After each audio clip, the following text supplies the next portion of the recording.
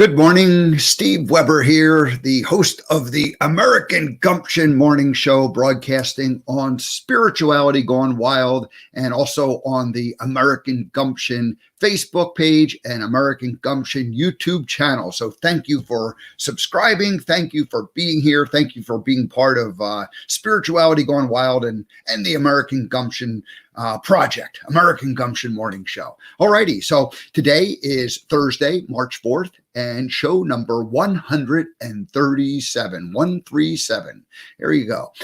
So today, Stacy King, he returns to the American Gumption Morning Show. Stacy was here back on February 9th, I believe, February 9th. Yeah, it was almost a month ago.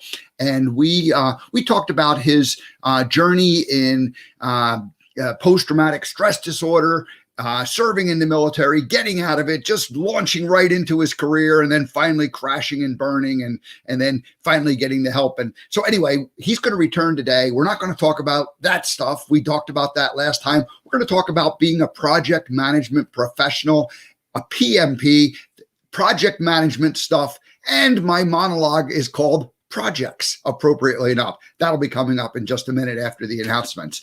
And then we also have Serenity Sam joining us today for her sing-a-song. And she did this a couple of weeks ago, and we were testing it out to see how it's going to, if it's going to become a regular part of our feature. So anyway, Sam will join us again today, and that'll be about 15 past the hour to half past. And then Stacy King comes and joins us from 10:30 or from for the second half hour of the show. There you go. For the second half hour of the show, we'll be talking project management with Stacy King. So that's coming up.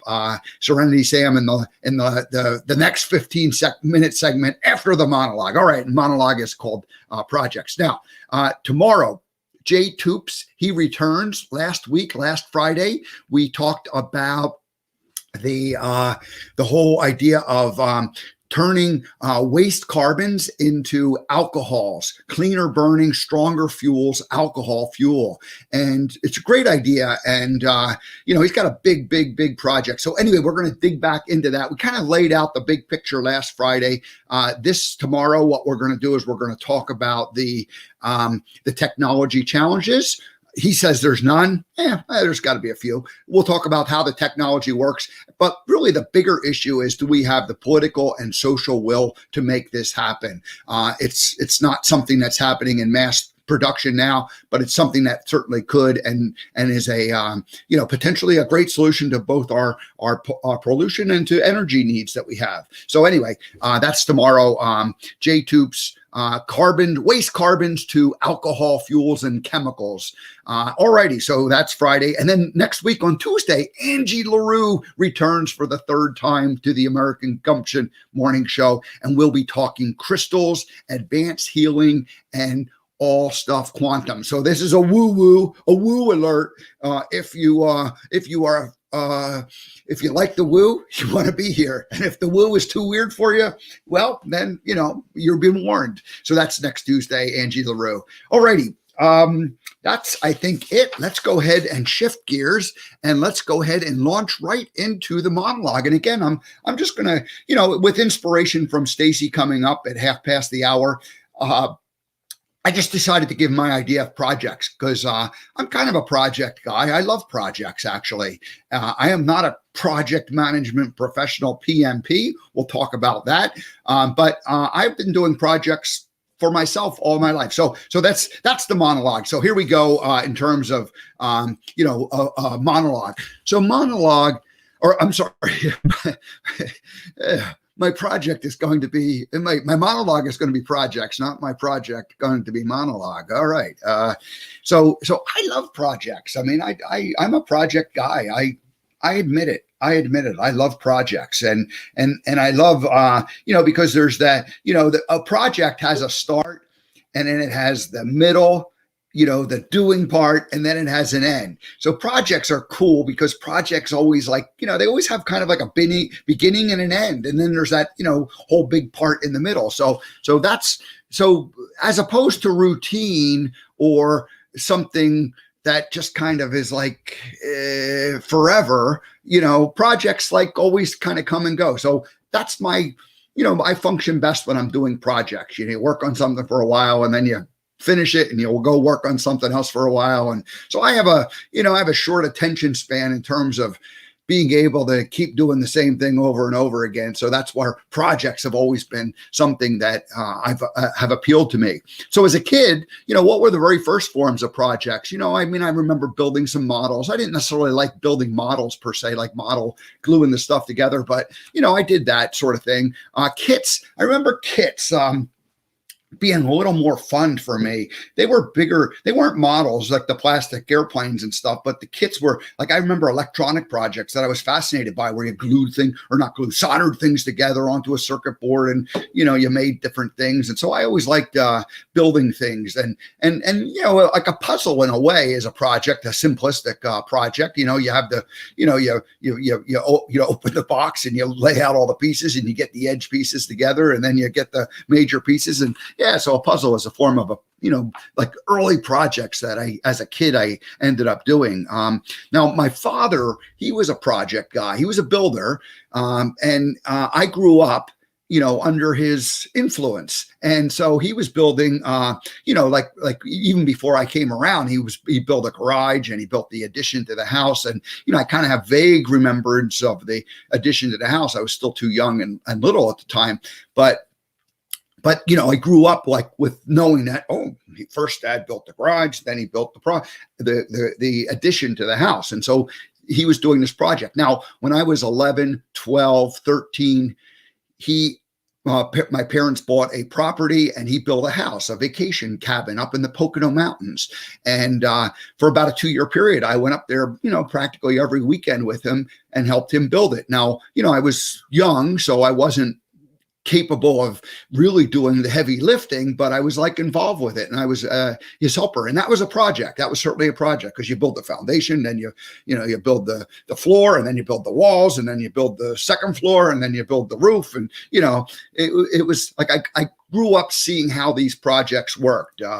And that was the influence of dad. And then I went after high school, I went and worked with dad and it was in a metal fabrication shop. And what they built was these custom projects out of metal, angles and flat steel that they would roll up and cut and weld together and put end caps on them, and weld them all together and put pipes and valves and fittings that come out of them. And, we worked from a blueprint and it was like a project. And some of these projects would take, at minimum, they took weeks and they often took months. And so you showed up to work and you went back and you were like continuing doing this thing. And so it had like a very definitive start. And then, you build it and then eventually you ship it out the door. And once it's shipped out the door, it's like, bye-bye, new project, start a new project. So I always loved doing projects. And it was kind of the opposite of like a production line or, there was factories that made certain things. And, like the Charlie Chaplin, on the assembly line with the wrenches and, that was kind of that never appealed to me, never appealed to my father. And he said that it would never appeal to me. So I don't know whether that would have appealed to me or not, but I certainly grew up thinking that I didn't want to be some kind of a factory line. You think of Lucy and Ethel on the assembly line with the chocolates, the chocolates going by and them eating the chocolates. So that was a production line kind of thing. So monotonous. I worked, at a time like where I had to create these maintenance programs and I didn't mind creating the program or the maintenance schedule, but I didn't actually like doing the actual maintenance part of it, like the routine of like, okay, I got to go back. It's Tuesday, the second Tuesday of the month. So you got to go do this sort of thing. And so any kind of maintenance type stuff, doesn't appeal to me quite as much. Cutting the lawn over the years has been like a project. It's like kind of like that's kind of a maintenance thing. And yet, somehow you turned it into like a weekly project to go cut the lawn. And I kind of liked cutting the lawn. It was fun. I was like Forrest Gump driving around on my little tractor, cutting the lawn. And so I enjoyed that. Although now that I'm not I don't have any lawn. I'm like, it's okay. I don't need to cut the lawn. Who cares about the lawn? Let somebody else cut the lawn. All righty. So projects can be thought of as a journey. projects can be thought of a journey. You have to decide what project you want to do, the planning, you collect all the materials, you assemble the materials, and then, I love like sequencing the whole thing, like of a project where you need to start with the big picture in mind, and then you start adding in the details. And first you have to create the frame, and then you add more detail and more detail and more detail, that sort of thing. So, you don't start out with the details, you start out with the big picture always in mind. And what I've learned over the years is I'm better at the planning and the beginning stages of a project. That's where I like spending more of my time, and I love putting my energy into kind of the design of projects, as opposed to the actual execution of projects. I tend to, my attention span tends to, lose interest at the point where, okay, now we just got to actually do all the work. So, I don't know. It's just kind of one of my funny things about, me. I like the designing and the planning better than the actual doing of some of these projects that I've done over the years. All righty. So, let's see. So if you think about the American Gumption morning show as a project, it's a work in progress. I'm still figuring this thing out here. I want the variety. One of the things that I said at the very beginning, and then it took me a while to start adding in more of the variety. But the guest, like, that's like something that happens every day or mostly every day. But each particular guest becomes like its own little project. And so you need to identify who would be a good guest. You do some initial research, and then you need to reach out to them and book them, get them scheduled on it. Once you've got them scheduled, you need to, actually do the show prep and figure out exactly, well, what are you going to talk to them about? What's going to be the sequence of it? And then you do the actual show, and then there's some post-production thing. And in between there's marketing and there's communication and all these other details that happen. So each day becomes like its own little project. Creating the show is its own, like every day, it's like kind of a daily project, starting all over again. It's a routine in the sense that it's like you kind of have to go through the same steps every day, but the details of the steps have to get filled in. And so for me, that's a lot of fun. I enjoy that.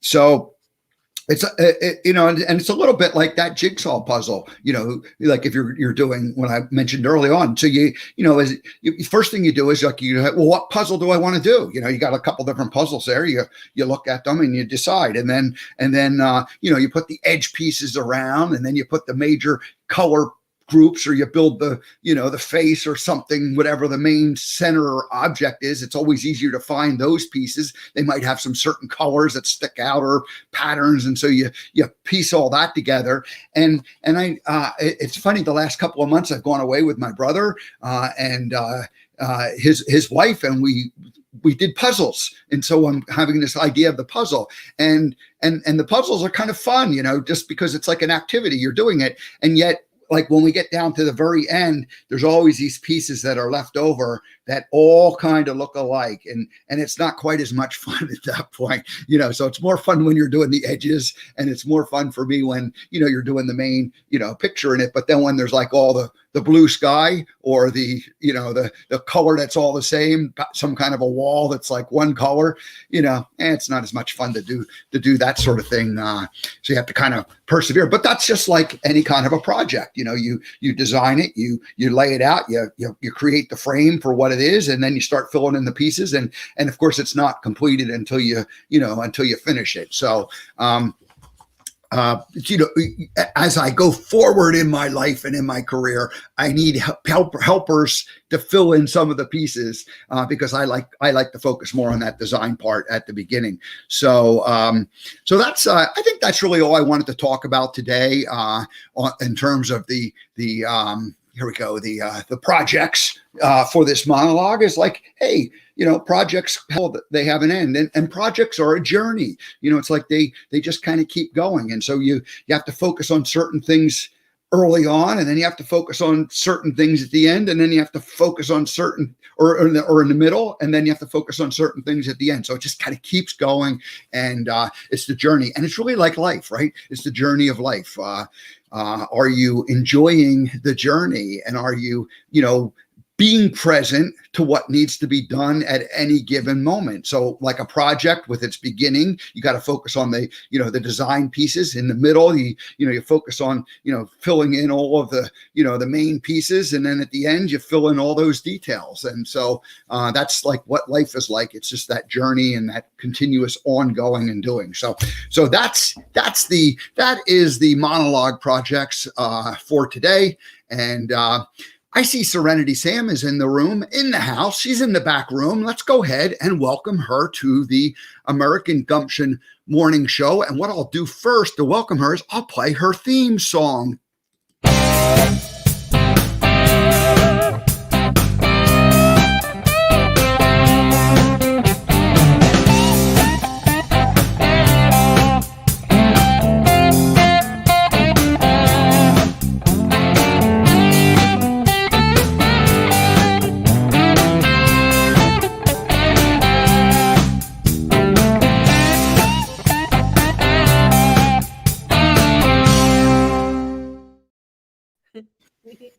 Serenity Sam is in the house. Hello, Serenity Sam. How are you doing? Oh, hi, Steve. I'm great. I love that tune. I almost can write a song about it. I can feel like lyrics in there.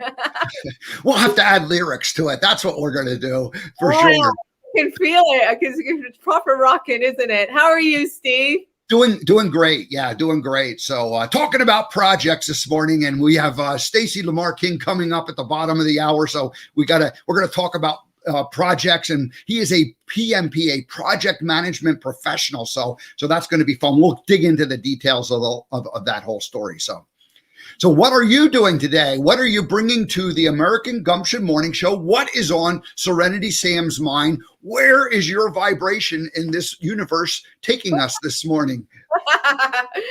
I'm going straight in, Steve. Going straight up to the top.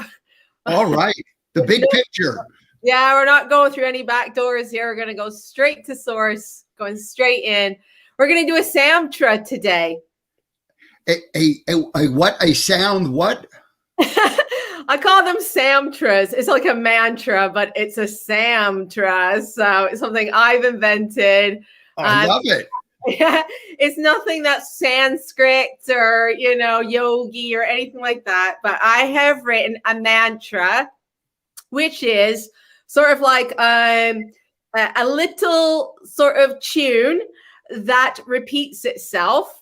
Okay. And it's a strong, like, spiritual intention to, like, connect. I love it. Yeah.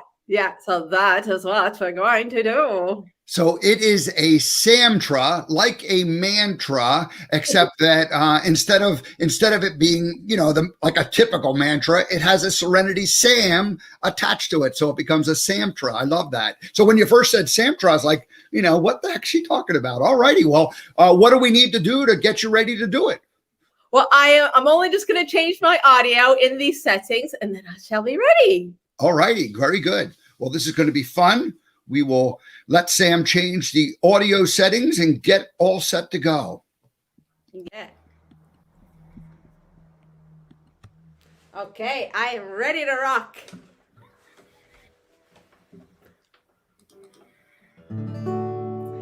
So welcome, everybody. Thank you so much for being here. This is a Source Energy Samtra. It's all about loving source energy and the whole idea that we are eternal beings in an eternal universe, ever expanding and growing. So you can sing along with me if you want as well. I repeat it and then you sing along with me. So here we go. Yeah. I love Source and Source loves me. I live a life in love for eternity. I love Source and Source loves me. I live a life in love for eternity. For eternity. let's do it again. Well, I love Source and Source loves me. I live a life in love for eternity. I love Source and Source loves me. I live a life in love for eternity. For eternity. You got it. Here we go again. Well, I love Source and Source loves me. I live a life in love for eternity. Well, I love Source and Source loves me. I live a life in love for eternity. For eternity. And again, our eternity. Oh, for eternity. Oh, for eternity. Here we go. I am free. I am free. Oh, oh, I am free. I am free. Hey, hey, hey, I am free. I am free. Oh, yeah, for eternity. Alrighty, you got it. So let's do it again. Here we go. Well, I love Source and Source loves me. I live a life in love for eternity. Well, I love Source and Source loves me. I live a life in love for eternity. For eternity. And again, for eternity. Oh, for eternity. Yeah, for eternity. All right, the middle part. I am free. I am free. Oh, oh, I am free. I am free. I am free. I am free. Oh yeah, for eternity. For eternity. For eternity. For eternity. Woo! All right. Yay!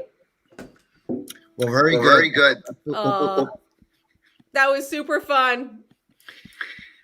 Thank you for for your song, and you come here, you bring original music, you bring enthusiasm, and you bring some recognition that we are all eternal beings. And boy, once you understand that, it makes it a little bit it makes it more fun living here in time and space.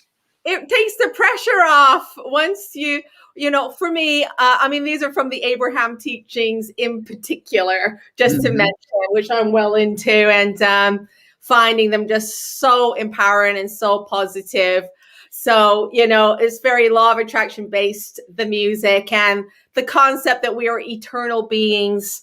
I just love that. Steve, it takes the pressure off entirely to get things completely right in this one lifetime. And it's very interesting to think that if we've been here for billions of years, that we might have even been a dinosaur. Like I might have been, you might have been a dinosaur. You might have been also a hedgehog. We might have been all sorts of, there might have been a tree. Who knows? If we've been here since the beginning of time, we all might have even been a star, or we might be a nebula. We just don't know. This is the interesting thing about this idea that if we have been here since eternity began and we're going forward into eternity, it's just fabulous, isn't it? Well, it certainly makes it more fun, to think about all these things and to imagine them and then to try to create a life here right now that is more heart-based, more love-based, and we eliminate that the fear word and the fear feeling that unfortunately is too prevalent and traps people. Not me, Steve. I'm not into it at all. No, you're not.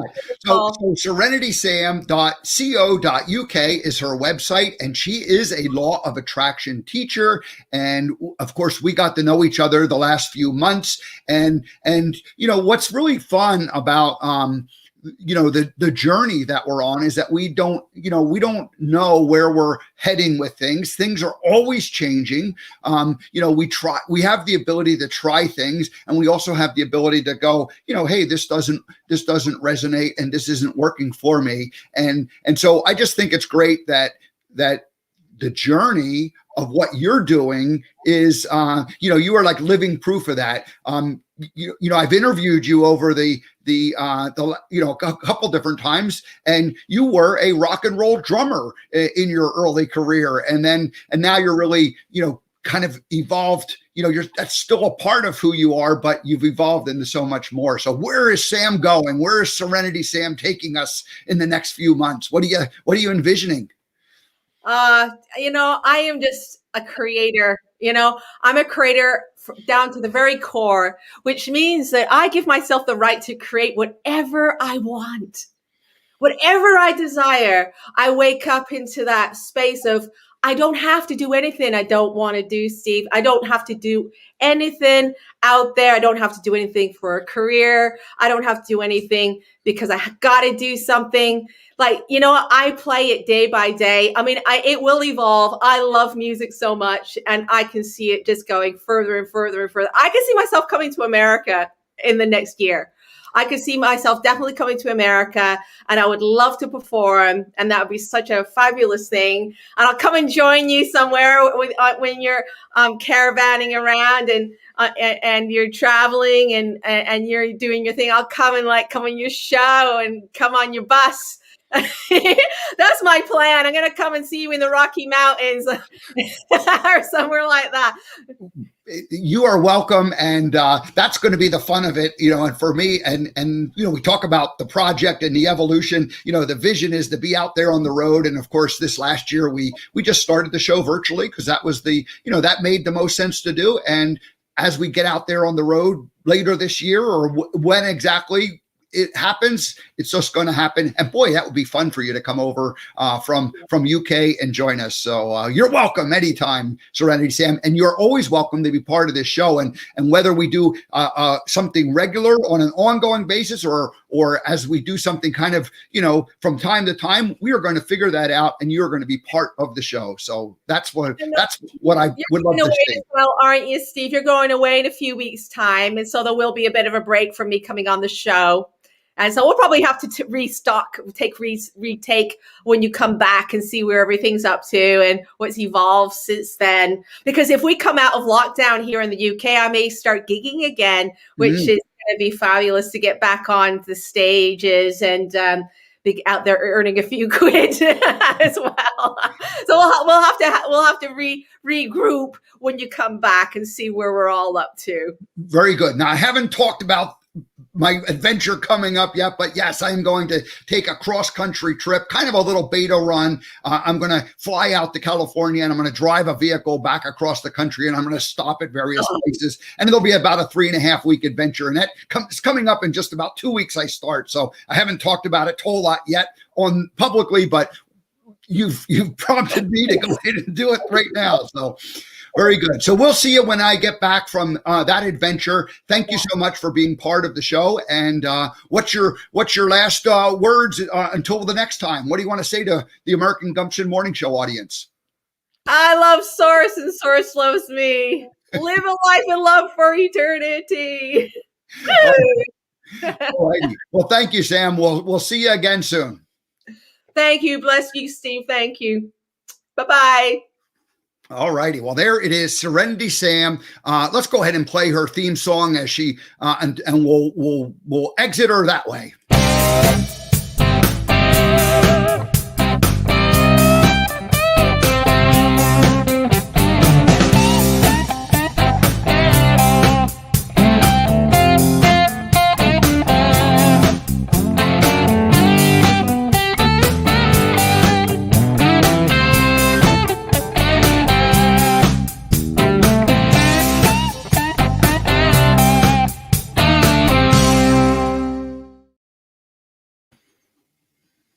All righty. Well, there was Serenity Sam, and we'll see her in April sometime after I return from my cross-country adventure, which starts on March 17th, I fly out to California, and then I'll be taking my show on the road for about a 3.5-week period, but not living and working on the road, just sort of visiting different people along the way and broadcasting from the various stops. So we'll fill you in on that as it gets a little bit closer.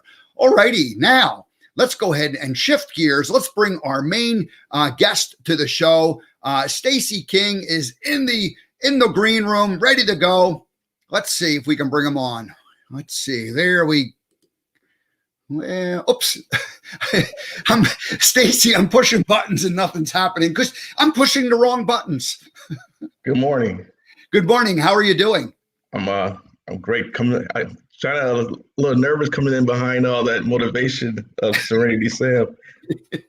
I wasn't sure if you were going to vibe with the music, but I thought, hey, Stacy signed up, so he's going to have to just take a dose of Serenity Sam. No, I can hang in any space. Very good. Hey, so welcome back to the show. You were here on February 9th, show 123. This is show 137. So it's been like almost a month. And of course, the story that we told, well, I'm going to just read your bio, and then we'll do like a real brief recap of what that was all about. But then we're going to talk about your true love, and that's project management. How's that sound? Sounds fine. All righty. So Stacy Lamar King is a retired Marine Corps First Sergeant and accomplished program and project manager.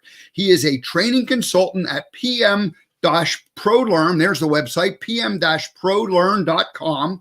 And he is a master instructor in PMP exam preparation. And PMP is Project Management Professional. Stacy has knowledge and experience in business operations, project management, and professional development. He is committed to helping others achieve greatness. Now, a few months ago, Stacy created a post on LinkedIn that caught my eye. And during this post, he talked about a 15-year time period where he had 3 deployments, 2 degrees, 2 certifications, 4 relocations, and a doctorate program. He was running at full throttle. Man, you were in the left-hand lane going down the road as fast as you could possibly go. Might have been even exceeding the speed limit. He did all this while battling PTSD alone without ever seeking any professional help. He crashed and burned. Today, he's 5 years on the other side of that and talking about it. And in fact, that's why we met the first time, is because we talked about that. And again, that happened on show number 123, February 9th. So about a month ago. Stacy King, welcome back to the American Gumption morning show. We don't need to, people can go back and watch that other episode and find out that whole story. But you had the quick summary. You had the warrior mindset, and you just weren't gonna relent. You just kept going and going and going, and finally it kind of caught up with you, and you went, okay. You had like a moment where you went, okay, this can't continue, and you were the squeaky wheel. You wrote President Obama, and you said, hey, I need some help, and I'm not getting any help here as a retired military. And you ended up getting a response back, probably not directly from the president, but certainly from his people. And they were like, there was an awareness that things needed to change as far as taking care of our vets. And you were like put into kind of a beta program in Phoenix, one of the VA hospitals, I'm assuming, and you ended up getting some pretty good treatment over a several-year period, and it helped you, and that's really what we all talked about. So what am I missing? What would you like to add to that part of the story at this moment before we talk about project management? I think you did a good summary. The most important thing is reaching out. And having the moral courage to reach out and say, you know what, if the commander in chief can't make something happen, then guess what? Then no one else in this country can make it happen. So I put it right there at their doorstep and ask for the help that I believe that all veterans deserve. Yeah, good. And it was great that you got it. And really, it was that post that you put on LinkedIn, and I read that and I went, oh my gosh, this guy gets it. He's still a warrior, but he's not, like he's not stuffing it all down any longer. He's letting it, be out there, and he's leading by example. And, I think you probably opened the door for others to do the same thing. So have other vets since then reached out, and has anybody been reaching out to you as a result of that? Well, that post was amazing, Steve. Like the number of people, both on the military side and on the civilian side, who read it and had the opportunity to pause and reflect and just say thank you for posting that, because you kind of give people the opportunity or the reason to say it's okay to say, like, work isn't everything and work can't be everything. Mm-hmm. And so I just think that a lot of people communicated through that post, just saying thank you for posting that. Well, it inspired me to reach out and say, hey, would you like to come talk about this publicly? And you did. And I'm really grateful for that. I appreciate that very much. So good. I'm glad to hear it had the positive effect. And you I'm guessing you probably were a little surprised by the response, because you did it more for your own personal benefit than, well, I'll just ask, did the permission it gave others, did it surprise you a little bit? I was surprised by the number of people who actually responded, because it almost has a dialogue of its own. If I go back and look at it, there's like just several conversations within it, the actual responses to it. So I was surprised by the amount of people who just didn't say, a thumbs up or a heart or happy face. They actually commented with their words, and their words are heartfelt. So I was surprised by that. I think the key thing was that it was, in using the words of Serenity Sam, it was connected to source, so it was inspired, that your words were inspired. They weren't just Stacy writing a bunch of words on a piece of paper to get attention. It was heartfelt and connected. So good job. Thank you. So should we talk about project management? All day. That's my passion. So, for people who don't know, PMP, you are a PMP, tell people what a project management professional really does and what it's all about. Well, a project manager in general, is an individual who gets tasked with taking out a project. It has a definite time period. You have a certain amount of money to spend, and you have work that's very important to the client that needs to be accomplished. And most of the resources that you're going to use don't belong to you. So you're going to put all these things together for a short period of time. You're going to go out there and you're going to do some tremendous things and hopefully make a lot of money for your company and deliver something of benefit into the world. So that's kind of what project management is. The PMP, which is a certification that you obtain, is an indicator that you're operating at a high level in project management. So you're utilizing this standard that was created by the Project Management Institute that says if you follow this standard, then you have a high probability of being very successful at running projects. So when you marry the two together, someone who's passionate about project management, and you connect it to a standard that has been proven to deliver high value project success, then you kind of get this dynamic individual inside your company. I was thinking about project management, and if you think about it the same way like traditional education goes, and you look at college degrees, there's people who are finance majors or marketing majors or business majors or accounting majors, but is there such a thing as a project management major? Or is the project managers really just something that kind of happens, like you go to work and if you're, maybe you have a degree in marketing or in business, but you end up getting involved in projects, and the next thing you know, you're managing projects, and the PMP became a result of the fact that there was no designation. So give a little bit of a historical perspective on how project management has evolved, and is there formal training programs at colleges? So long story short, so project management probably came out of the defense contracting and private sector. There was a merger back in the 40s between those two industries. In academia, as well. So that you really have like three different areas who claim legacy in project management. At the collegiate level, I really didn't see it. I got my bachelor's degree, and then I got my MBA. But there was project management probably came into the collegiate realm right around the 2005 to 2010 range. We start seeing it. But projects have been running in this country since the 40s and 50s.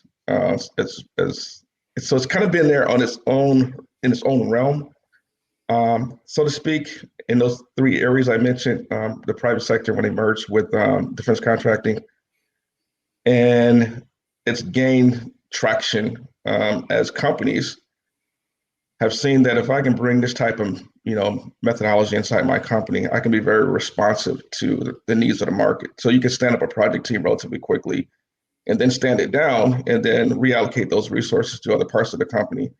So once companies saw that they had this dynamic gain that they could gain from introducing project management, then you start seeing a trickle down effect. And so colleges start saying that this is something that we can make money at by training individuals at the collegiate level in project management.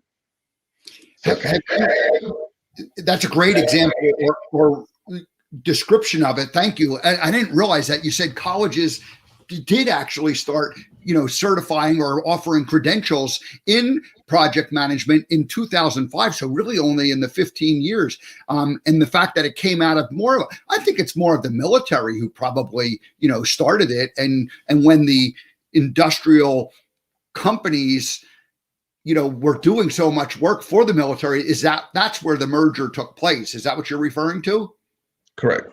Yeah. So it's very interesting that, project managers, and I love what you said about like you can allocate resources and get a project done, and then you take those and you reallocate resources. Consequently, there's a lot of freelancers or independents who work in the project management industry. Is that correct? Independents in terms of specialists, or do you mean consultants? Consultants.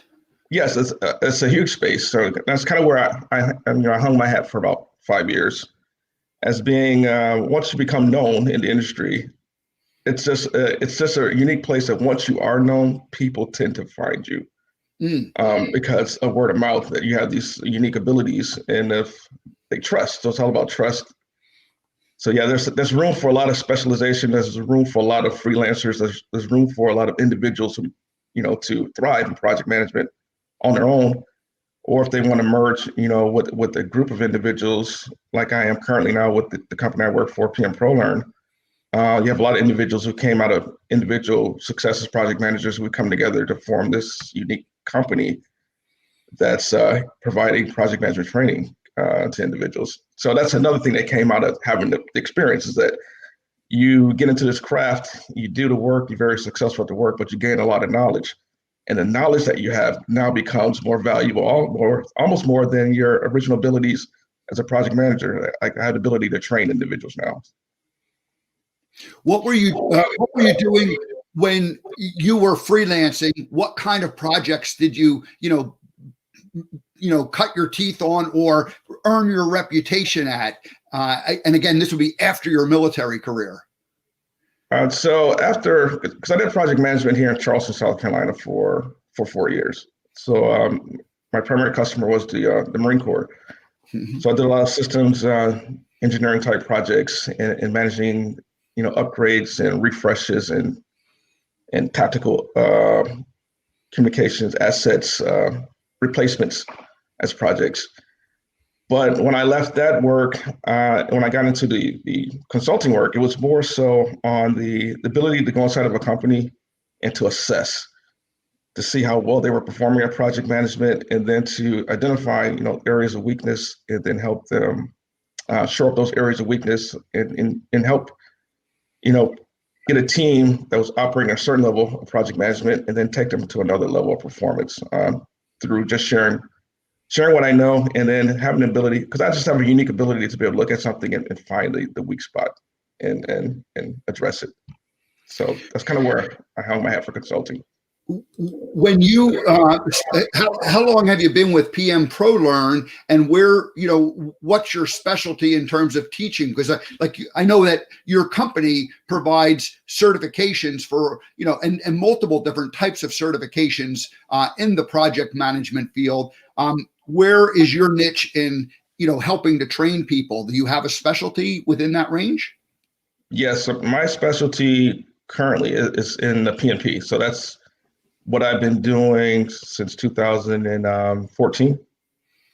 Mm-hmm. So that's kind of where I hang my hat, and I would like to believe I'm one of the best in the world that does it. Do I plan on expanding? I'm kind of right there on that cusp of saying, yeah, I'm ready to reach out and get some additional training. So I think the next growth opportunity for me would be getting some agile training so I can add that to my toolbox. But right now, my specialty is PMP.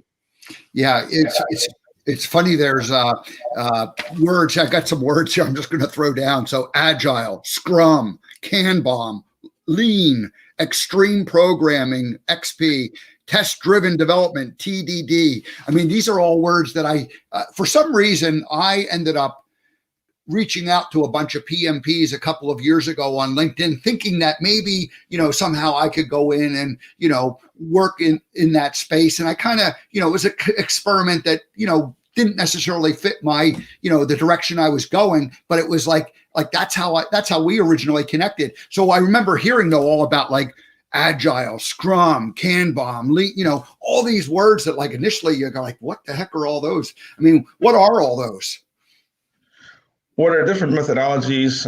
Most of the words that you did mention are on the agile side of the house. So there's different frameworks that came out of the software development community. And what we're seeing right now in project management as a whole is that this merger between the project management, traditional project management, which you might find in things like construction, systems engineering, those type of projects, and agile projects, which came out of software development community. So we're seeing this merger methodologies where we're seeing organizations say that, if I can have a well-rounded project manager, someone who can operate and perform projects on things that we've done consistently a lot, where we know a lot about the work, and I can have that same project manager have the same ability to be able to take on a project that we've never done before, that requires a lot of creation and a lot of discovery, which is on the agile side of the house. You really create what I believe is the next super project manager, this individual who has both abilities. So that's what you're talking about. You're really, those terms are coming from the software development side of the house. Thank you for clarifying that agile came out of the software development. Talk about the fact that software originally was just people in coding people, where they were sort of somehow somebody was trying to be an orchestra leader, but then it became this is highly inefficient. And we need to break these projects into sort of component pieces and then still have them so people can go in and be productive, but then have them all fit together. And then agile came from that. Is that that's my understanding, but I have no idea if I'm right or not. So. Yeah, you're absolutely right. So you can do a lot of work, and you can do a lot of work for a long time very poorly. And I think that any community that comes together, I think they had a meeting of the minds, and what came out of that meeting was called the Agile Manifesto, which is really a set of principles that kind of established a framework of how they're going to perform agile projects. It would be very similar to what we would have on the predictive side of the house, which is we have a PMBOK, a project management body of knowledge. And so I think that both industries or both sides of project management came to this conclusion that we can perform projects much more efficiently if we have a framework that we're working within. But I like to call it standard work. So if we can have standard work, which says that we all do the work the same way consistently, then we can see growth and we can see improvement. I remember, and again, this is a year or two or three when I read about this, but it seems like software development was such that they go, okay, we want this project. And then like engineering or management or marketing, somebody says, hey, we want this project. We've sold it to the customer. And then some engineering and software development comes back and goes, okay, it'll take us a year to development. And then they go, oh, okay. And then like they would go away and there'd be like no communication for a whole year. And then they'd come back and the thing didn't work anywhere near what it was supposed to. So the idea of this agile creation was that like we gotta be paying attention day in and day out to the progress we're making, because we can't wait for a whole year to find out that you guys went down the wrong path from day one. It was kind of a crazy story. Am I making that up or am I remembering correctly? Well, I can't confirm or deny what you're saying. I can only say that with software and the time to market, that there's a sense of urgency. And so what has been indicated, and I think what came out of that community was that we can miss the market, right? So you can't take forever to create. So I think the sense of urgency is what came into the equation, whereas we have to have a team that can have a structured way of doing the work, operate in this, space of ambiguity. We don't really know what the end looks like, but we have to be able to get to the end with a sense of urgency.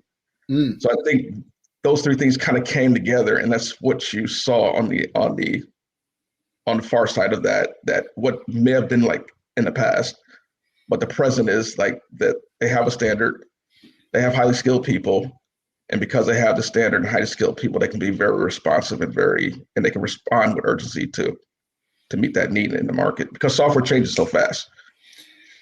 I kind of grew up in the regular traditional project management that maybe other people are familiar with. And that's like, building a building. Okay. You have a blueprint, you have a design, and you're going to order a whole lot of materials, and you need to schedule them all coming in, and you build the foundation, and then you just start, going up, and so like people have seen that happen. What's happened in that field and that space over the last 10, 20 years to, kind of modernize and bring that up to a next level? I think really buying into certification. So once again, a lot of companies are running project management, as a way of doing business, but they weren't necessarily vested in getting their individuals, project managers certified to become better. So what I've seen, what's taken off on a predictive side of the house is just this huge influx of PMs going out and getting certified. And then once you obtain the certification, it kind of lights a spark that says that now I know some things that I didn't know previously. And you go back into your regular job, you start experimenting with the things that you learned. And so that's what I've noticed on the predictive side of the house, is that getting the certification gave you an access to a different way of thinking. And then you took that different way of thinking back into the workplace. And the one thing I know about business is that if you want people to follow you, you got to be successful.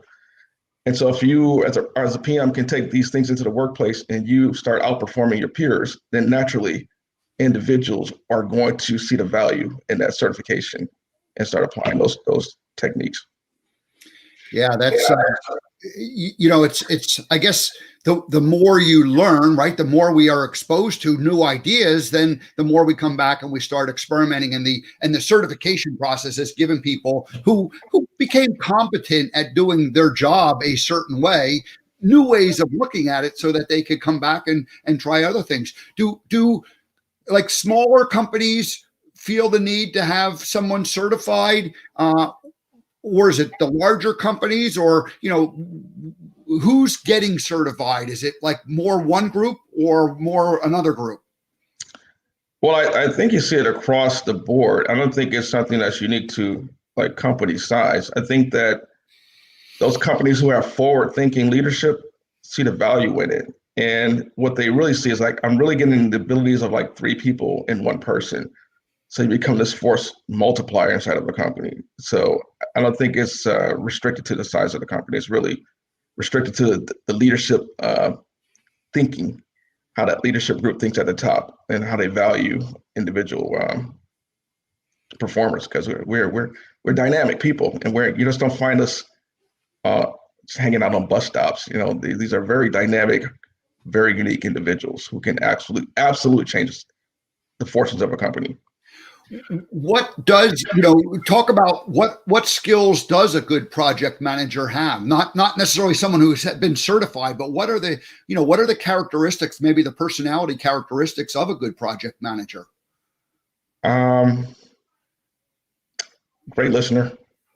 So it starts with listening, your ability to listen, because in listening, you're going to hear everything that you need to know to perform well. So for example, through listening, I can acquire or identify all the requirements for what you need in your job, in your product or service that I'm creating for you.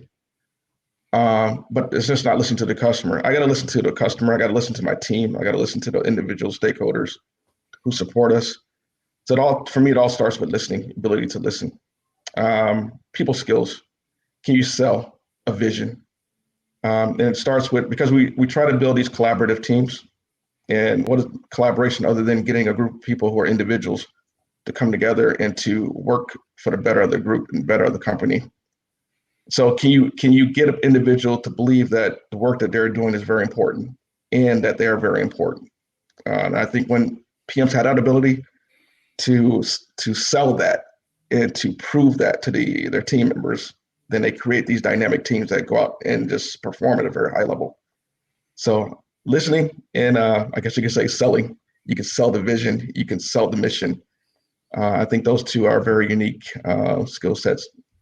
Not saying that we're not masters at business, but at a high level, you can be very good at business, but if you can't sell this vision and you can't listen attentively to hear what the stakeholders are saying, then your business acumen is can only take you so far. From the C-suite of a company, who directs projects? Is it it's certainly not going to be the CEO directly involved with it, but do you see the need for, the highest levels of management to be involved in shaping, what these project managers are working on, and how do they fit in? What part of the organization do they fit into? Well, it's unique in that as a PM, because you're giving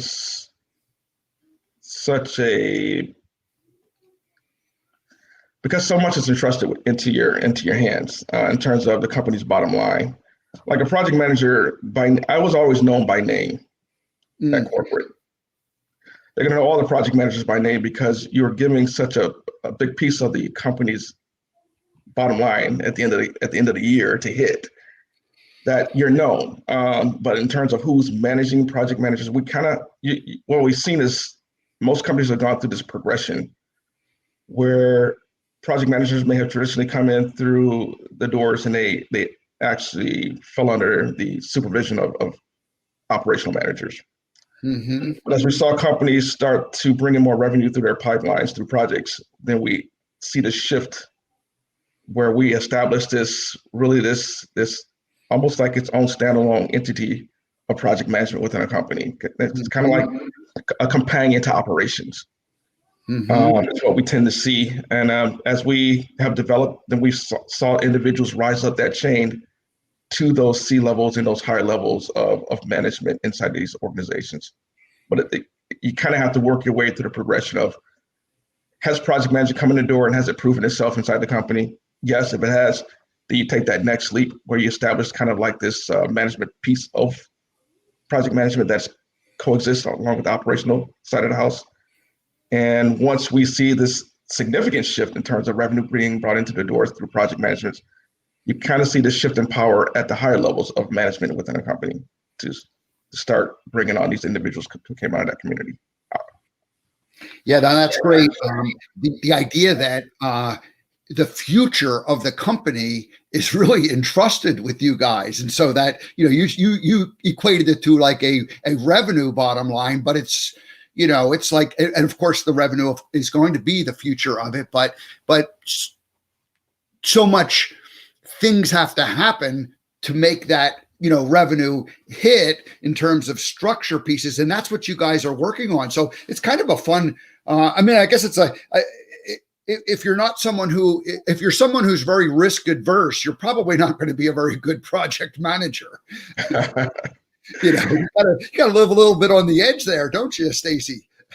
Right. You gotta think out of, I always call it, we're constantly thinking out of the box, right? So we call it this lateral thinking, just to think of different ways to be more efficient, because it's all about doing more with less with each year, and with each project. Can I do more with less? Can I generate more value for the money that I'm spending? So we're always constantly, I don't think PMs ever turn off, to be honest. I think we're always thinking of a better way to do something. Right. You might be sitting at your desk actively like making notes and writing things down, but like when you're driving in the car, there's like the wheels are turning in terms of like, well, maybe I can do this and maybe I can do that.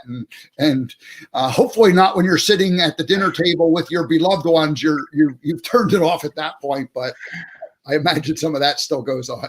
Well, eventually you get to that level, but when you're new to it, you're constantly going. So and they can see it in your eyes that you're not there. But yeah.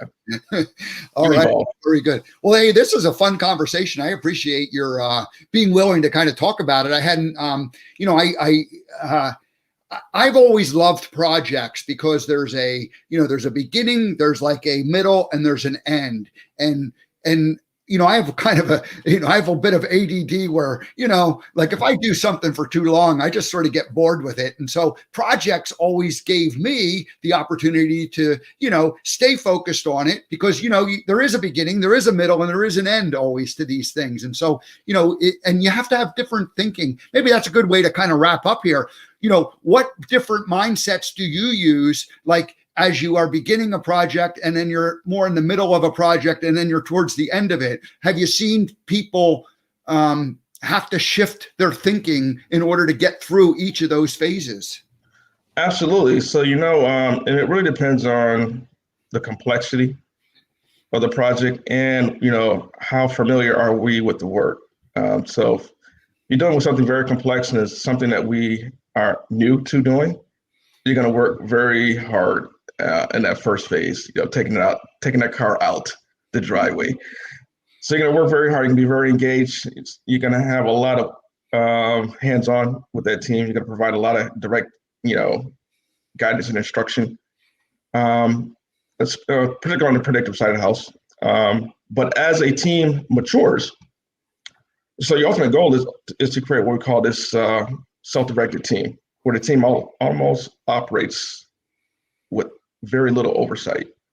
Mm-hmm. And so that's your goal, is to get them to that stage. So the quicker you can get them there, and the longer you can sustain them there, the more revenue you're going to generate for that particular project. So that's the ultimate goal. It's always going to be money driven, but the pride goal, or the pride of project managers, is I want to be known as a developer of high caliber talent that can outperform plans. And so when you get them there, that's kind of like when you can take a pause and you can pull back. Because if you're working full throttle the whole project, you never have the opportunity as a PM to develop yourself. And that's one of the things that I've learned, is that you've got to always be evolving along with your team. And so that's kind of the payoff. If I can work very hard in that first, we'll call it the first third of the project, I can get this team to this point where they're performing at a high level. Then I can take the time to develop myself so that I'm always able to perform at a high level to meet them where they're at. And you almost coast. You want to get to the point where you can almost coast to the end. And that only happens when you create that high performing team in that second, we'll call it that second stage. Because you have other people who are like stepping in and really excelling at that middle phase and at that ending phase. Those people are better at those particular jobs. So you don't have to focus on it. You focused your energy on that, getting the whole project and the team kind of like off to the races, so to speak. And then these other people are kind of filling in behind you with the skills that they have. Is that correct? Well, you want to think of it like as being like this, like the head coach of a football team. Mm-hmm. Like I'm gonna really spend a lot of time like developing those assistant coaches. And so you really put your energy into that, and they put the energy into the actual frontline workers on the project, at least on the predictive side of the house. And that's where I came from. So my whole point was I'm going to pour my energy into this, my middle managers, which we'll call them task managers and leads. Mm-hmm. And they're going to evolve. Ultimately, one or two of them is going to show me that they're ready to take the next leap. And I'm going to really pour a lot more energy into them to get them to the level where they can actually sit and interview for a project management role in the future. So it's kind of like a trade-off. Like I pour a lot of energy into those managers, and ultimately those managers are going to take that team to the end of the road. As the CEO or the head coach of the overall operation, just make sure that we keep the thing on the tracks. We don't crash and burn. So that's kind of the trade-off. Yeah, you don't ever see the coach running out on the field and doing any plays that they're all his work is like long finished by the time the game is actually being played. So right. Well, that's great. Well, thanks, Stacy. This has been fun. I enjoyed it. I love projects, and I've always considered myself a project guy, just because, like I said, I need a lot of different things around. What's the last question I'll ask? What's the kind of time, like what kind of a project, like timeline or length is kind of the right thing for you? Is like, do you like 6-month projects, 3-month projects, 1-year projects? I mean, and I'm sure you've done them all, but what's like kind of the perfect amount for you in terms of like keeping your attention where you can just perform really well? I think that 12 months to 18 months, once you get beyond that window, then a team of high performers, then you could run into a lot of friction. I just think that you can only get a team to operate at that high threshold of performance for about 12 to 18 months before they need to go do something different. So that's it for me. When I'm 18 months and beyond, I'm already looking for something different. And I guess if it's only a 3 to 6 month, is that like child's play? That's not considered a real project, or? Well, I think it's something that you will put someone who's like new to the trade, right? That's something they can cut their teeth on a 3 to 6 month project without doing a lot of damage to the company if they're not performing at a high level. All righty. Well, very good. Well, good. I'm going to give you the last word. Anybody who's considering getting their PMP, what would you suggest to them? And obviously they could reach out to PM-ProLearn.com, or you're on LinkedIn. They can reach out to you directly that way. But what would you say to someone who's considering, getting some more, formal education or certification to enhance their career? Well, I think if they're serious about project management training and taking that next step, I work for all the major companies in providing project management training on this globe. But this is the best company that I've ever worked for in terms of ensuring that the instructors that they place in front of students and the curriculum that they teach the students is at a high level. So if they want to take the next step and they want to get trained, but they want to get trained by people who are very skilled, then I don't think there's a better place they can go than PM-ProLearn to get this training that they're going to need. We'll leave it at that. But I also want to just give credit to you. You are one of the, the premier trainers within this premier organization. So we are lucky and fortunate to have Stacy, you here today, sharing this, because this has been a great conversation. I've enjoyed it. Always, man. I love talking to you, Steve. It's always a good time. All righty. Well, thank you. Have a great day. We appreciate your joining us this morning. All right. Thanks, Steve. Okay. Well, that was Stacy King, came back again, and what a great guy! Just because he loves what he's doing, but I also it's a human being who went, had been working hard for all his career, and then finally was like, I got to readjust things. If I'm gonna do this for another 20 years, I got to take better care of myself, mentally. And he got the help, and he went and did it, and we shared that story. So go back and watch show number 123 to hear that whole part of it. But today we learned about the technical aspects of project management and being a PMP. And we have Bettina checking in with us this morning and telling us her experience as, she did some certification. So Yeah, it's awesome. And Lorraine also joining us or just checking in and saying hello. So thank you very much for joining us. We appreciate that. Alrighty, that's it, everybody. Have a great rest of your day. I'm going to go ahead and wrap this show up.